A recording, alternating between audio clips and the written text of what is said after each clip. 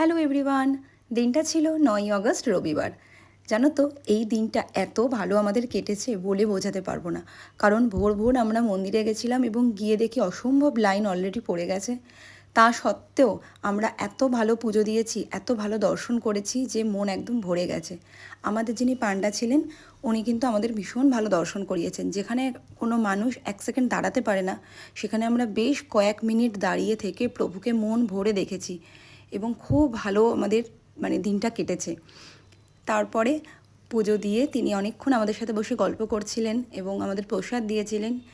সেই প্রসাদের স্বাদ তো বলে বোঝাতে পারবো না। তারপর আমরা হোটেলে ফিরে এসেছি। হোটেলে ফিরে দেখি তখন আমার মেয়ে ঘুমাচ্ছে। সেদিন আমরা জানো তো কোনো বাচ্চাকে নিয়ে যাইনি, কারণ অসম্ভব ভিড় ছিল, সেটা আমরা আগে থেকেই জানতাম, তাই জন্য কাউকে নিয়ে যাইনি। তো পুজো টুজো দিয়ে এই যে হোটেলে চলে এসেছি। এখন একটু রেস্ট নেব। তো চা অর্ডার করেছি, চা খাবো, চা খেয়ে ব্রেকফাস্ট করবো, দেন রুমেই থাকবো। এখন বাইরে ভীষণ রোদ আর কি। ভেবেছিলাম তো সমুদ্রে নামবো, বাট এত রোদের মধ্যে একদমই সমুদ্রে যাব না।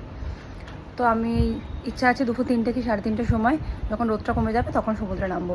কারণ পুরীতে এসেছি, সমুদ্রে স্নান করবো না এটা হয় না। হ্যাঁ, ট্যান পড়বে ভীষণ জানি, কিন্তু একটা দিনও যদি সমুদ্রে না নামি তাও একটা মনে আক্ষেপ থেকে যাবে। তো চলো এখন রেস্ট করা যাক, তোমাদের সাথে পরে গল্প। তো ডাম্পি বললো ব্রেড অমলেট খাবে, তো ওর জন্য ব্রেড অমলেট অর্ডার করেছিলাম। আর আমরা চলে গেছিলাম এই বড়ার দোকানে। এটা আমাদের একদম হোটেলের সামনেই ছিল, অসম্ভব ভালো খেতে। রেগুলার আমরা যেন ব্রেকফাস্টেই বড়াই খেয়েছিলাম। তারপর আমরা সেদিন সমুদ্রে গেছিলাম বিকেল 4টের সময়।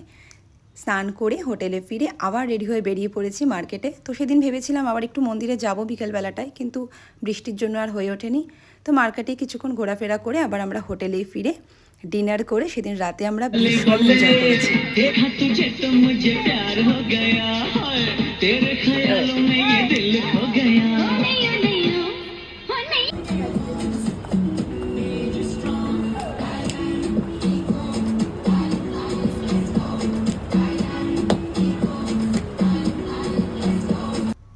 তোমাদের জন্য আরও ভিডিও বাকি আছে। ভিডিওটা ভালো লাগলে অবশ্যই কিন্তু কমেন্ট করে জানিও। সবাই খুব ভালো থেকো, টাটা।